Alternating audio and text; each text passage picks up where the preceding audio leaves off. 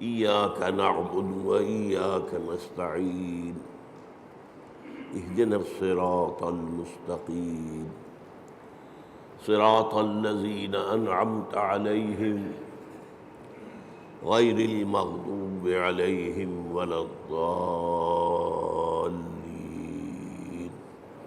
آمين رب اشرح لي صدري ويسر لي أمري واحلل عقدة من لساني يفقهوا قولي اللهم ربنا ألهمنا رشدنا وأعذنا من شرور أنفسنا اللهم أرنا الحق حقا وارزقنا اتباعه وأرنا الباطل باطلا وارزقنا اجتنابه آمین یا رب العالمین۔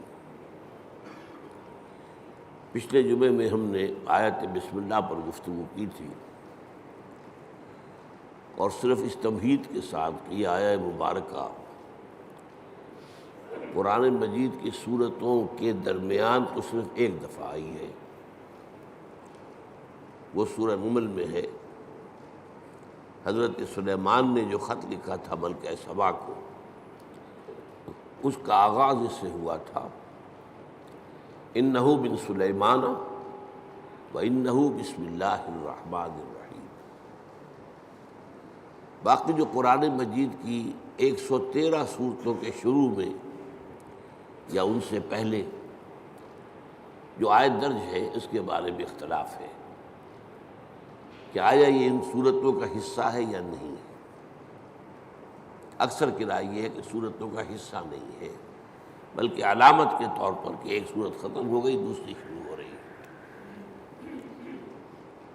اور اسی لیے ان کا شمار بھی نہیں کیا جاتا۔ بعض اوقات بعض لوگوں کی رائے یہ ہے کہ ان کا شمار کیا جائے گا، جب آپ پورے قرآن کی آیات کا شمار کریں گے تو یہ 113 آیات بھی شمار ہوں گی، اور ایک رائے ہے کہ نہیں، انہیں نہیں گنا جائے گا۔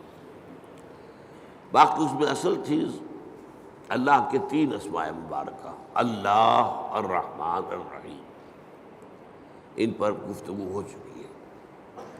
اب ہم اللہ کے نام سے سورہ فاتحہ پر گفتگو اپنی شروع کر رہے ہیں۔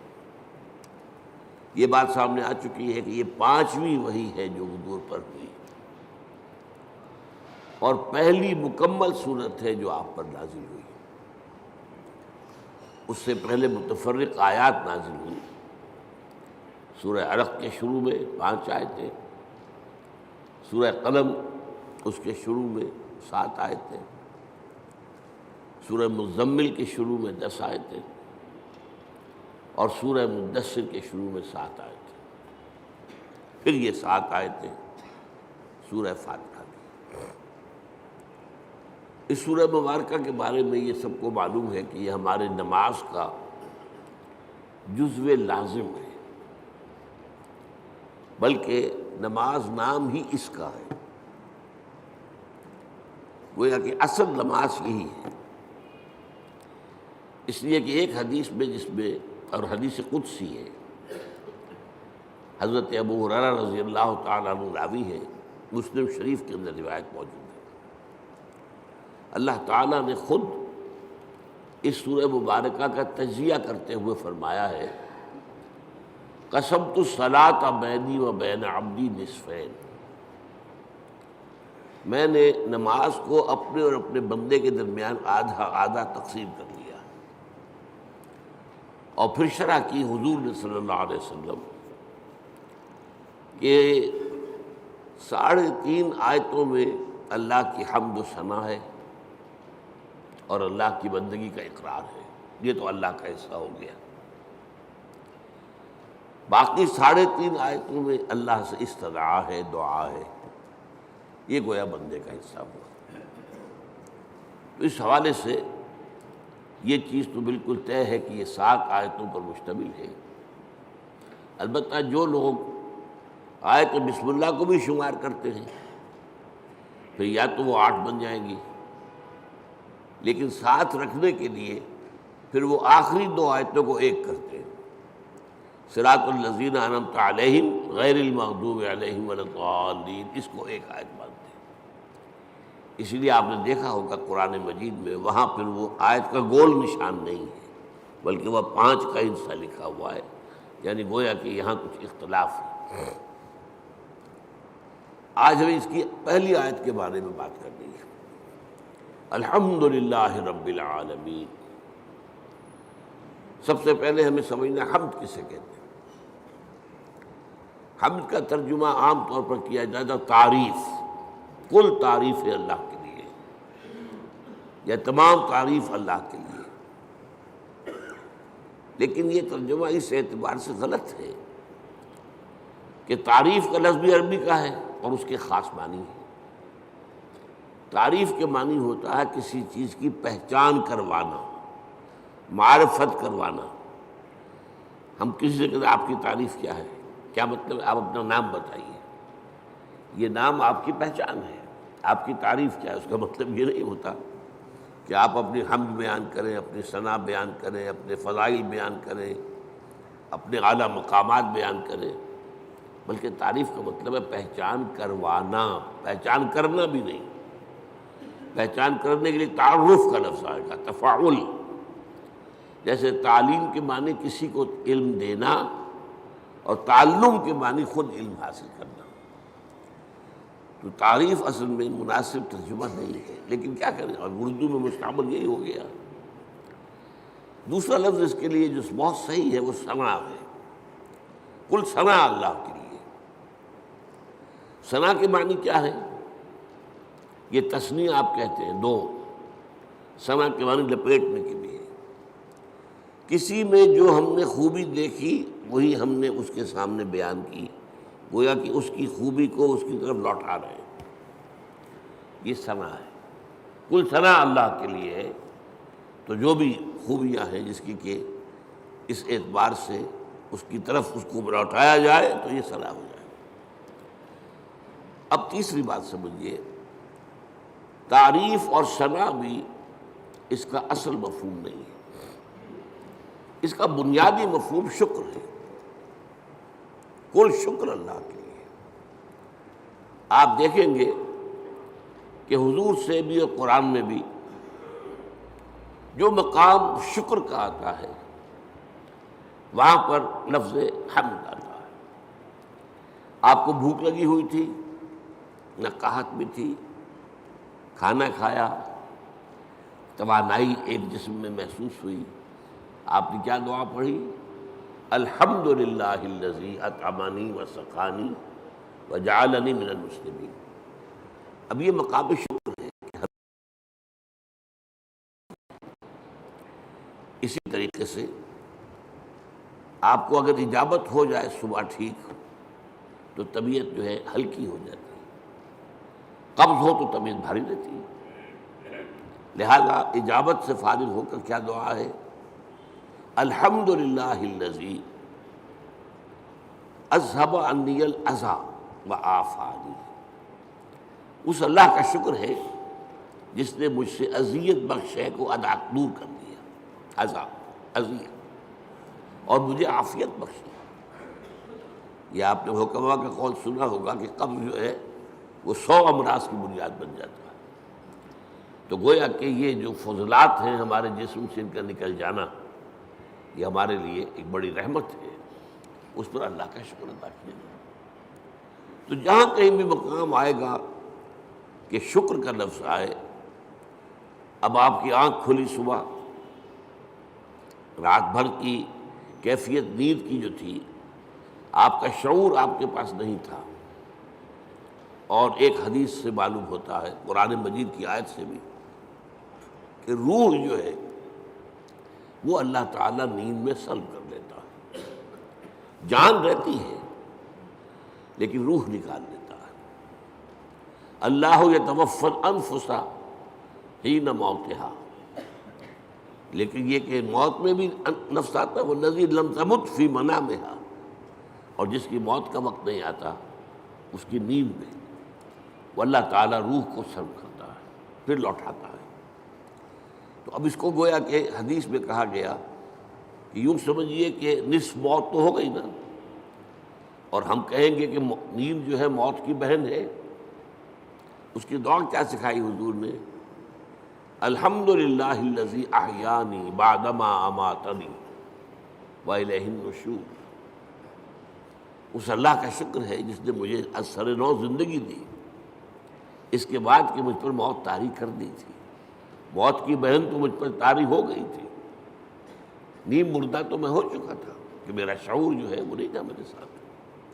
وہاں بھی لفظ حمد ہے، الحمدللہ الذی احیانی بعدما اماتنی والیہ النشور. آپ سوچ رہے ہوں گے کہ ہمارے معمولات میں بدقسمتی سے یہ چیزیں شامل نہیں رہی. یہ ذکر کی بہت عمدہ شکل ہے، جسے کہتے ہیں کہ حضور نے قرآن میں آیا الذین یذکرون اللہ قیاما وقعودا وعلی جنوبہم.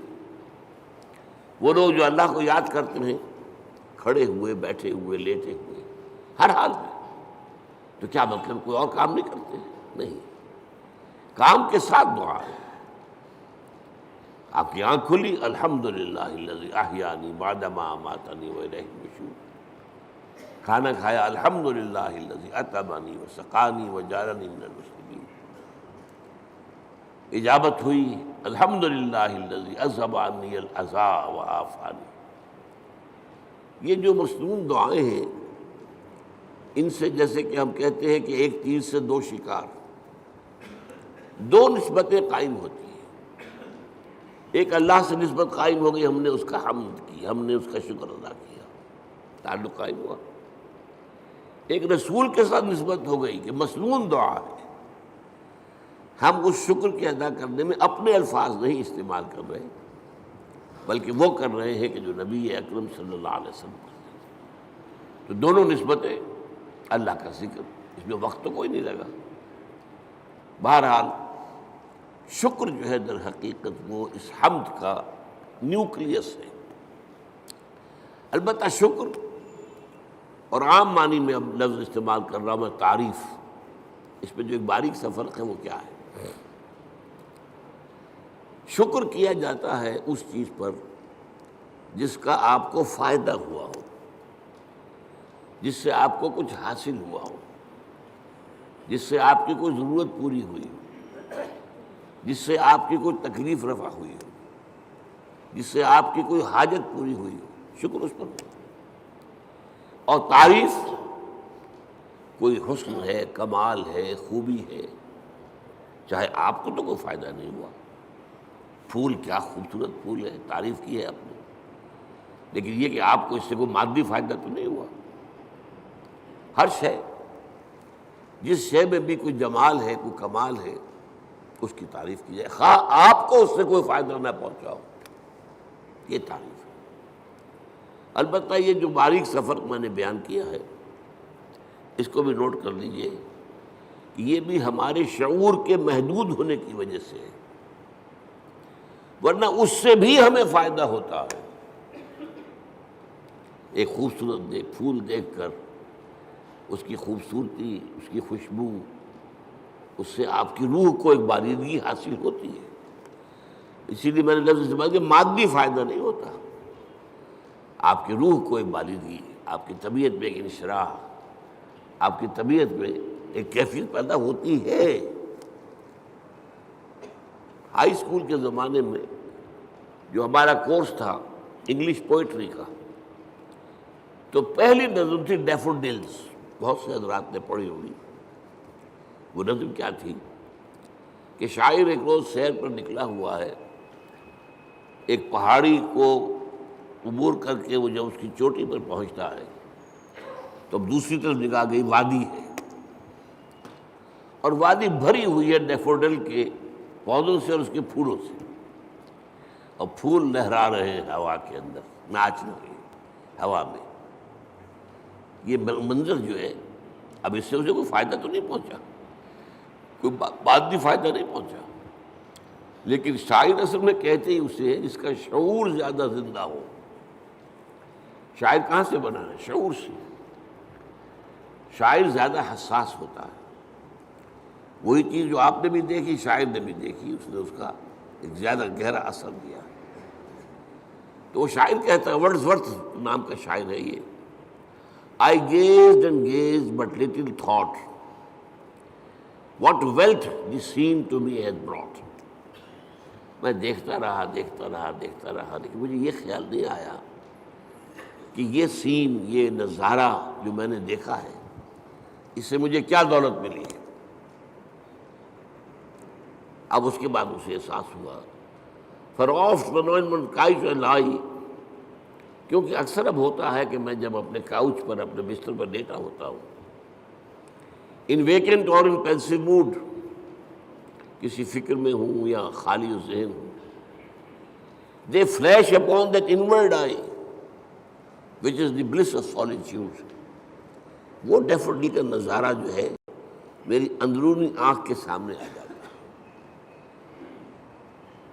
دے flash upon that inward eye which is the bliss of solitude, جو کہ انسان کی تنہائی کا سب سے بڑا، یوں سمجھیے کہ اس کی نعمت ہے۔ And then my heart with pleasure fills and dances with the daffodils. اب پھر میرا دل جو ہے خوشی سے بھر جاتا ہے، اور وہ بھی ان ڈیفوڈلز کے ساتھ ناچنا شروع کر دیتا ہے۔ تو یہ اندرونی چیز انسان کو ملتی ہے، اور یقیناً لیکن یہ کہ عام آدمیوں کو اس کا احساس نہیں ہوتا۔ البتہ جو مادی جو فائدہ ہوتا ہے، جیسے بھوک سے نجات ملی، پیاس سے نجات ملی، اور کوئی آپ کا کام ہوا، اسی طرح یہ لفظ استعمال ہوتا ہے قرآن میں۔ جب اللہ تعالی ہمیں پہنچا دے گا اپنے فضل و کرم سے جنت میں، جب داخل ہوں گے تو جو ترانہ ہوگا وہ کیا ہوگا ہماری زبان پر؟ الحمدللہ الذی ہدانا لہذا وما كنا لنہتدی لولا ان ہدانا اللہ۔ سارا شکر اس اللہ کا ہے جس نے ہمیں یہاں تک پہنچایا۔ یہ ہدایت کے معنی ہم جب آخری حصہ پڑھیں گے سورت کا تب تفصیل سے بات کروں گا۔ ہدایت کے درجے ہے، ہدایت کا درجہ یہ بھی ہے کہ آپ نے کسی کو کوئی بات بتا دی، ایک درجہ اس سے آگے ہے اس کو خوب اچھی طرح سمجھایا۔ اب مثال کے طور پر کوئی شخص آپ سے کوئی پتہ پوچھ رہا، بھائی مجھے فلاں جگہ جانا ہے، ذرا مجھے بتائیے۔ آپ نے کہا یوں جانا، ادھر مڑ جانا، ادھر چلے جانا۔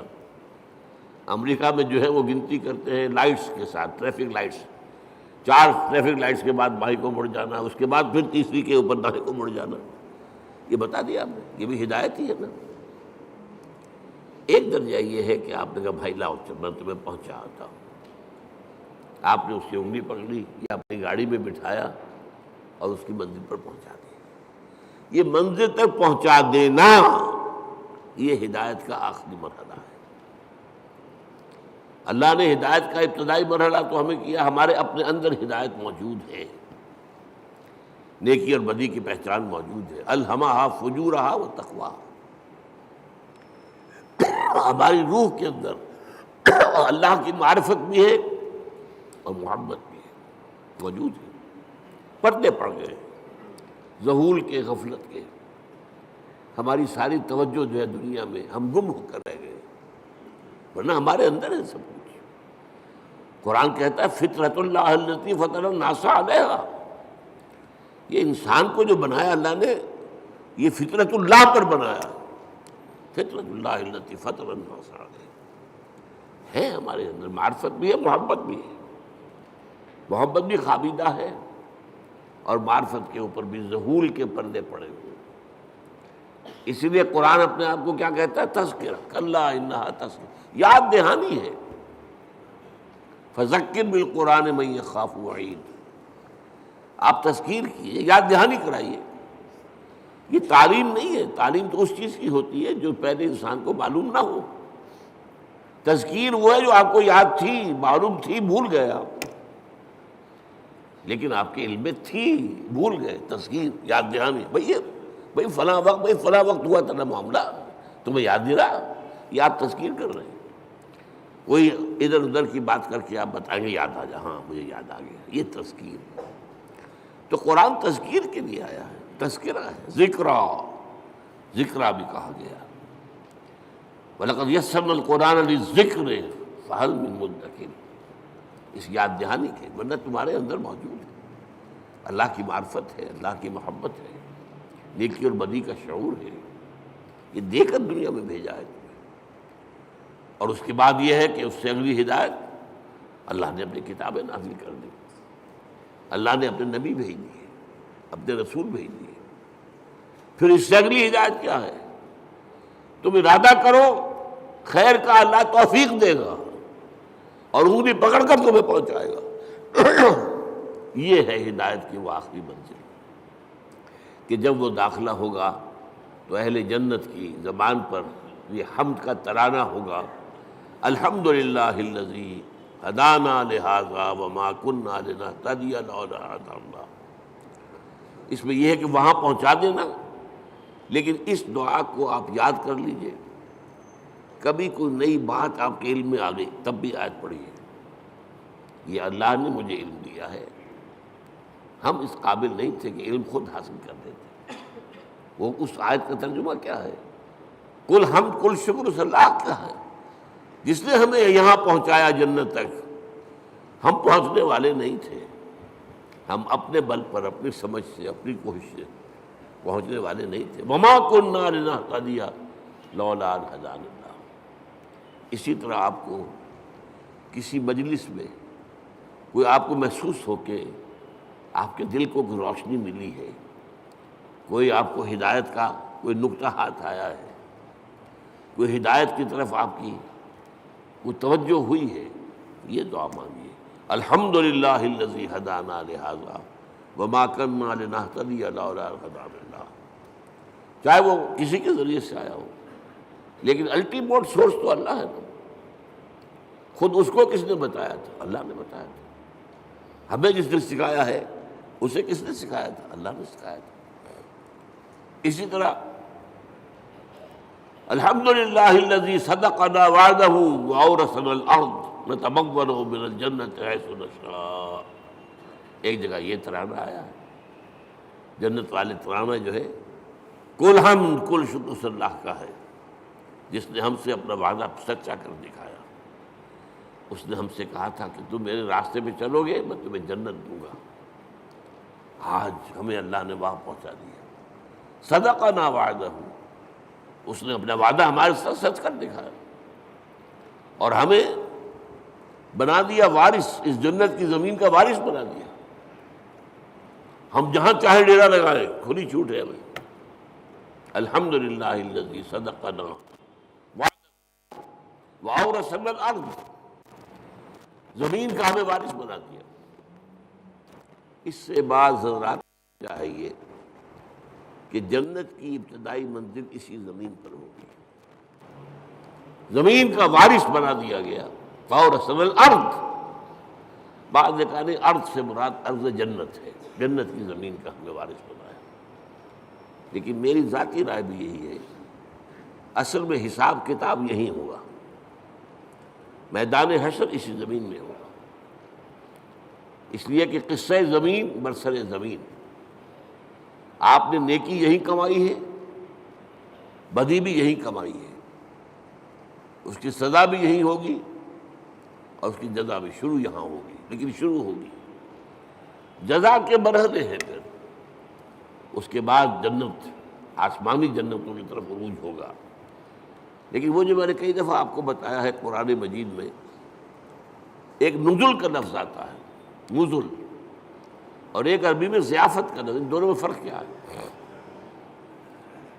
نزیل کہتے ہیں کسی مہمان کو جب کہ وہ فوراً آیا آپ کے ہاں، نظر اترا، کوئی اونٹ سے اترا آپ کے دروازے پر، نزیل ہے، گھوڑے سے اترا آپ کے دروازے پر، نزیل ہے، کسی خچر پر تھا، گدھے پر تھا، اترا، نزیل ہے۔ آج آپ کار سے اترتے ہیں، نزیل ہے، نظرہ تو ہے۔ آتے ہی آپ کیا کرتے ہیں؟ موسم کے لحاظ سے کوئی ٹھنڈا یا گرم، فوری طور پر ٹھنڈا یا گرم جو ہے اس کی تواضع کی جائے گی، پھر ضیافت ہوگی، پھر اہتمام ہوگا، پھر جو ہے آپ اہتمام کے ساتھ کھانا تیار کریں گے، اس کو ضیافت ہے۔ یہ جو قرآن مجید میں یہ نقطہ جو ہے بعض لوگوں کو بہت پریشان کرتا ہے، ذرا لطیف مزاج رکھنے والے لوگوں کو کہ کیا جنت کے اندر اللہ تعالیٰ حوریں ہوں گی، غلمان ہوں گے، شہد ہوگا، دودھ ہوگا، پھل ہوں گے، یہ مادی چیزیں جو ہیں ان کی کیا قدر و قیمت ہے؟ کیا یہی کچھ ملنا ہے؟ اس کا جواب یہی ہے، یہ نزل ہے، ابتدائی جو ہے مہمان نوازی اس سے ہوگی۔ اور کیوں ہونی ہے؟ ایک بندہ مومن اپنے راستے پر اگر وہ چلتا ہے ایمان اور اسلام پر، تو اس دنیا میں نعمتوں میں سے اکثر آلات میں محروم رہتا ہے۔ حلال کے ذریعے سے کہاں آپ پھل لائیں گے، کہاں اپنے بچوں کو پھل کھلائیں گے؟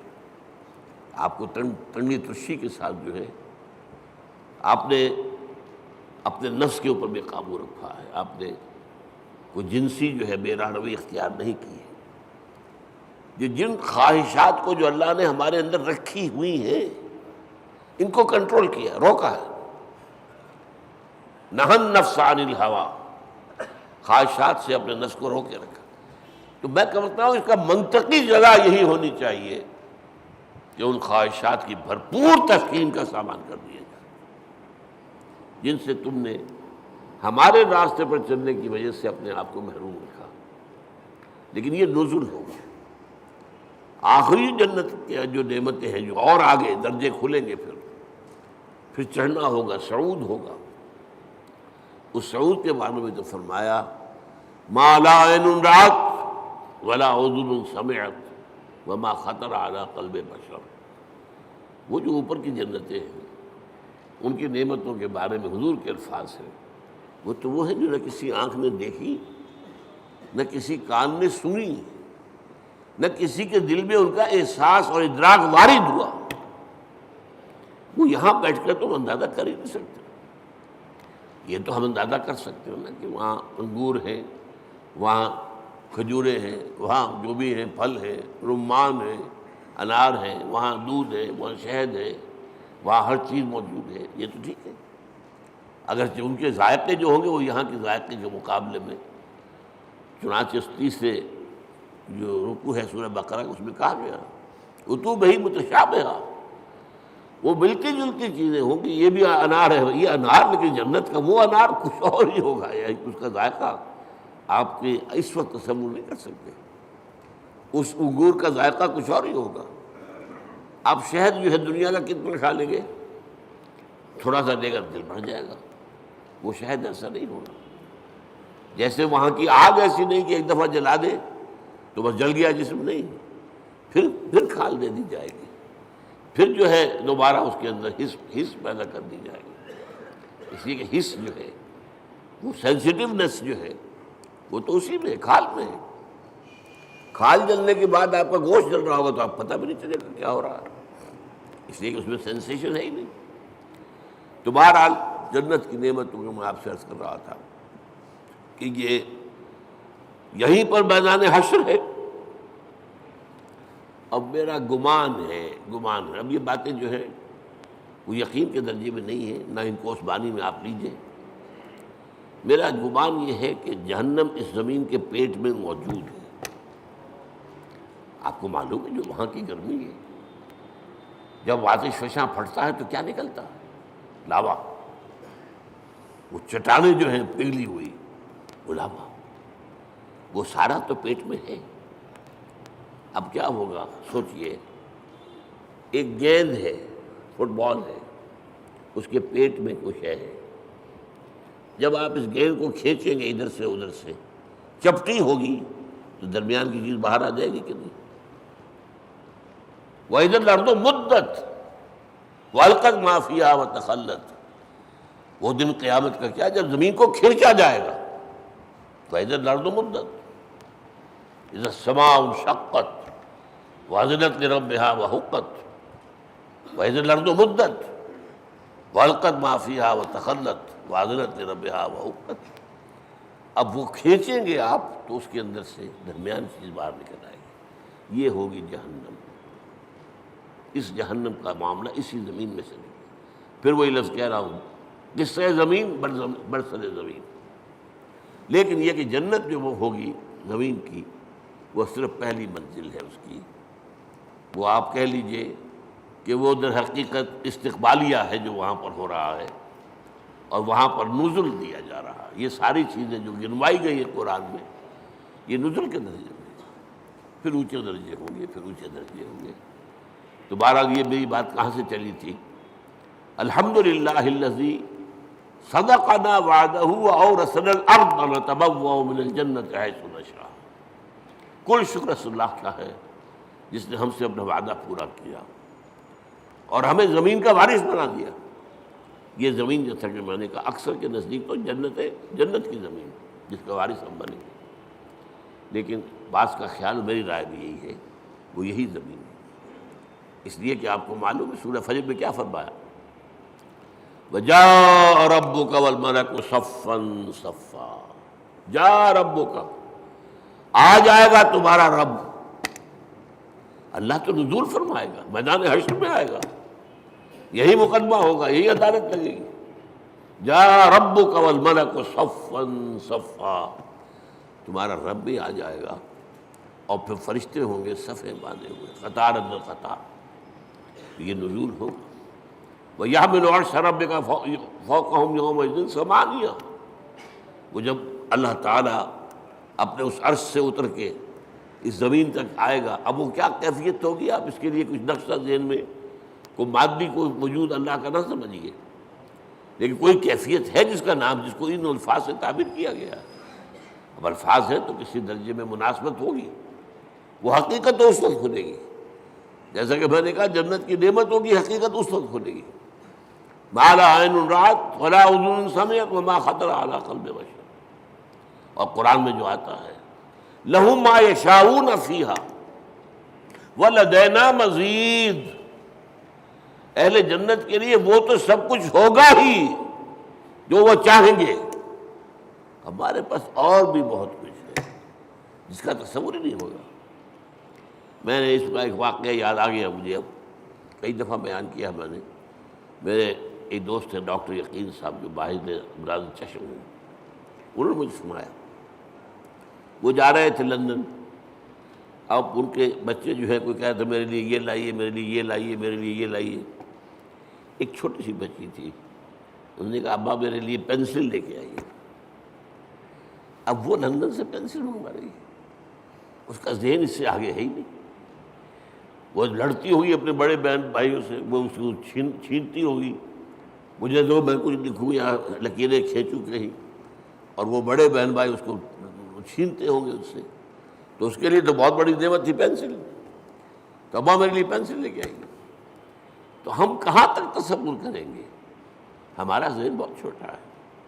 لہم ما یشاؤون فیہا، وہاں وہ تو سب کچھ ہے ہی ہے جس کا کہ ان کے اندر تمنا ہے، آرزو ہے، خواہش ہے، جس کی سمجھ ہے، جس کا ادراک ہے، جس کا شعور ہے۔ وَلَدَيْنَا مَزِيدٌ، ہمارے پاس اور بہت کچھ ہے۔ اور یہاں وہ جوڑ لیجئے ما لا عین رأت ولا اذن سمعت وما خطر علی قلب بشر۔ تو یہ اصل میں حمد ہے، شکر۔ الحمدللہ، یہاں الف لام جو لگ گیا ہے، اور اسے اصل میں کہا جاتا ہے لام، صرف الف لام نہیں کہتے، لام، لام تعریف۔ الف جو ہے یہ حمزۃ الوصل کہلاتا ہے، کیونکہ کوئی لفظ جو ہے وہ ساکن لفظ سے شروع نہیں ہو سکتا۔ اب اسٹیشن تو کیا کہیں گے، سٹیشن ہو جائے گا عام طور پر، یا یو پی وغیرہ میں کیا روایت ہے، اسٹیشن، وہ اس کے ساتھ الف لگا لیتے تھے۔ سکول، سکول، سین ساکن ہے، کیسے بولے اس کو، کوئی زبر لگے گا، یا وہ اسکول، اسکول، اسٹیشن۔ تو ہمارے ہاں کالج میں چڑھاتے تھے لوگ ایک دوسروں کو، جو یو پی سے آئے تھے، ان سے کہا آج تم اسکول کہتے ہو، تم اسٹیشن کہتے ہو، اور وہ کہتے تم اسٹیشن کہتے ہو، تم سکول کہتے ہو۔ تو یہ ہے، تو یہ حمزۃ الوصل کہلاتا ہے، جوڑنے کے لیے، ورنہ صرف لام ہے، لام تعریف۔ یہ لام بہت سی قسموں کا ہے۔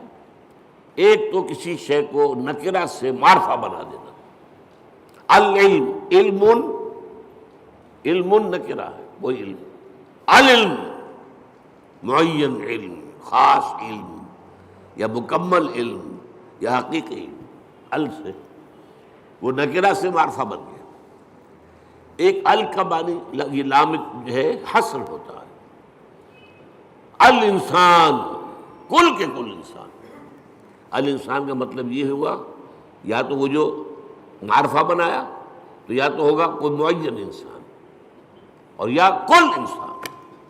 والعصر ان الانسان لفی خسر، زمانے کی قسم ہے تمام انسان خسارے میں ہیں، گھاٹے میں۔ تو الف لام، لیکن لام کہنا چاہیے یہاں کل کے معنی میں، کل تعریف اللہ کے لیے، کل ثنا اس کے لیے، کل شکر اس کا۔ اب آپ نے سوچا اس سے کس چیز کی جڑ کٹ گئی؟ شرک کی جڑ کٹ گئی۔ دنیا کن چیزوں کو اللہ کے ساتھ جمع کرتی ہے جن سے انہیں کوئی فائدہ پہنچتا؟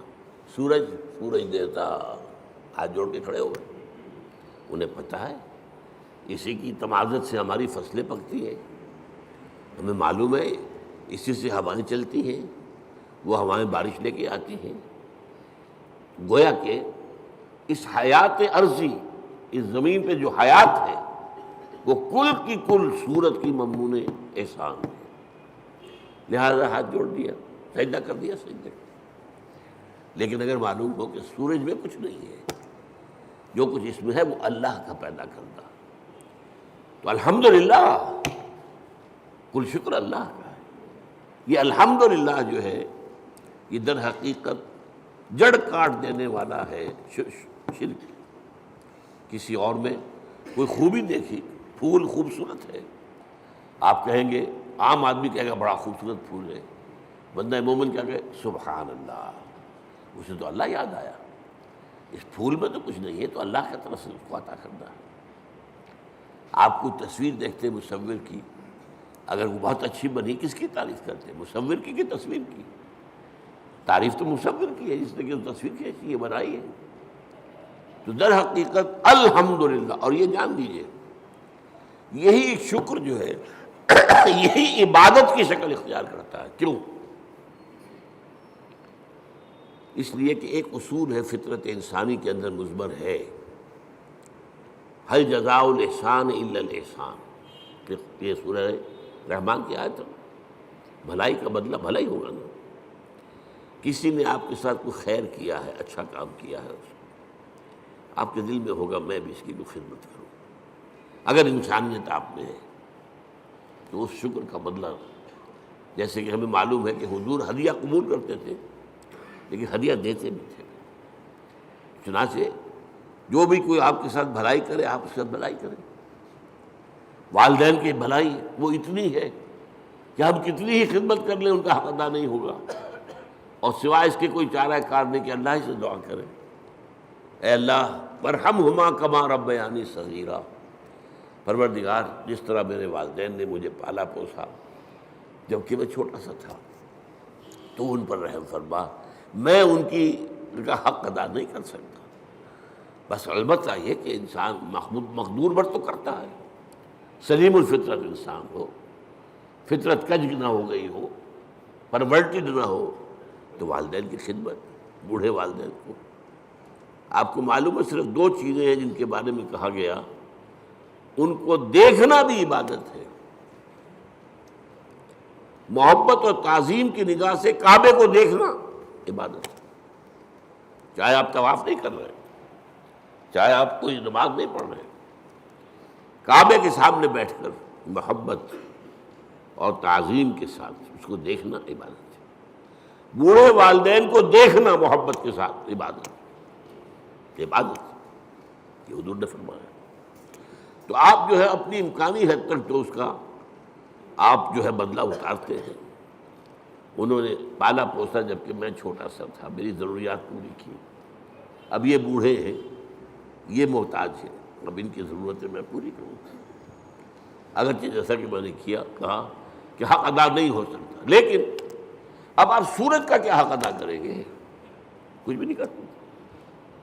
یہ جذبہ شکر جو ہے سورج کا، یہ عبادت کی شکل اختیار کرتا ہے۔ جہاں آپ کو بدلہ نہیں دے سکتے، سر جھکا دیجیے، تعظیم کیجیے اس کی، اس کے سامنے سجدہ کیجیے، یہی تو ہے۔ شکر سے عبادت ہے، یہ فلسفہ ہے، سمجھ لیجیے، شکر کی بنیاد پر عبادت ہے۔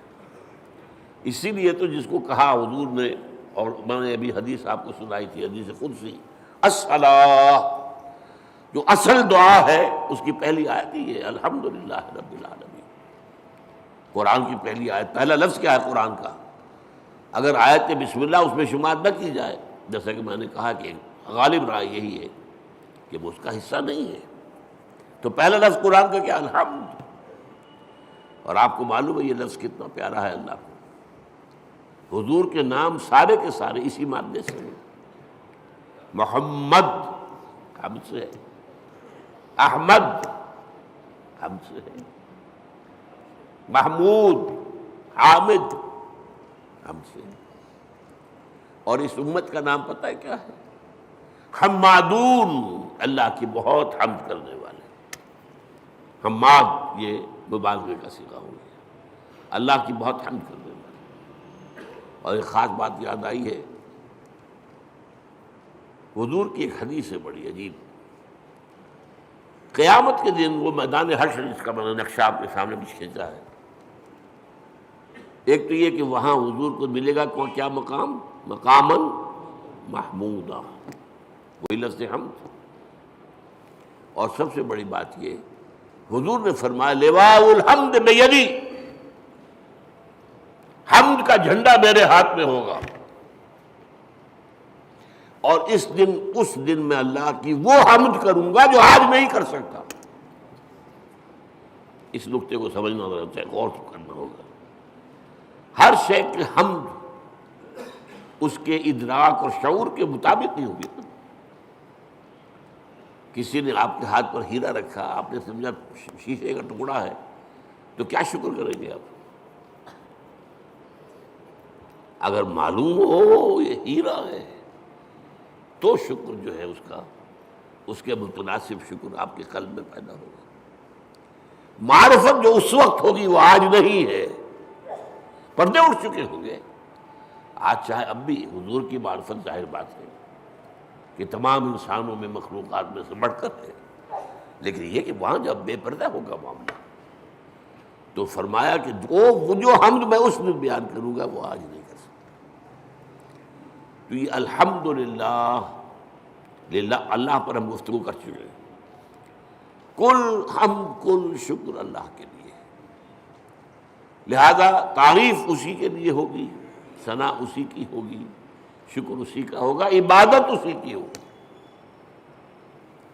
الحمدللہ رب العالمین۔ رب، اب رب کسے کہتے ہیں؟ رب کے معنی ہے مالک، اور کسی چیز کو پروان چڑھانے والا، اس کا خاص تعلق ہے۔ جو مالک ہوگا کھیتی کا وہ اسے پروان چڑھائے گا، بڑھائے گا۔ رب المال، سرمایہ والا، وہ سرمایہ کو بڑھانے کی فکر کرے گا۔ مضاربت ہو رہی ہے، ایک شخص کا سرمایہ ایک محنت کر رہا ہے، یہ رب المال کہلاتا ہے۔ رب المال، رب الدار، گھر کا مالک، تمام جہانوں کا رب۔ اب یہ تمام جہان کون سے ہیں؟ ایک عالم دنیا ہے، ایک عالم آخرہ ہے، ایک عالم برزخ ہے، ایک عالم ملکوت ہے، ایک عالم ملائکہ ہے، ایک عالم حیوانات ہے، ایک عالم انسانیت ہے۔ جتنے چاہے جوڑتے چلے جائیے، یہ سارے عالم، ان سب کا رب وہی ہے۔ یہ بھی در حقیقت اسی شرک کو کاٹنے والا، یہ کوئی بھی اس میں شریک نہیں ہے۔ وہ ہے تمام جہانوں کا رب، تمام جہانوں کا مالک، تمام جہانوں کا مختار مطلق، تمام جہانوں کو پروان چڑھانے والا وہی۔ الحمدللہ رب العالمین، کل حمد کل شکر کل ثنا اس اللہ کے لیے ہے جو تمام جہانوں کا پروردگار ہے، پالنہار ہے، روزی رساں ہے، مالک ہے، آقا ہے، جیسا کہ آقا کے لیے بھی رب کا لفظ آتا ہے۔ جب زلیخا نے گناہ کی دعوت دی تھی حضرت یوسف کو، کیا کہا تھا انہوں نے؟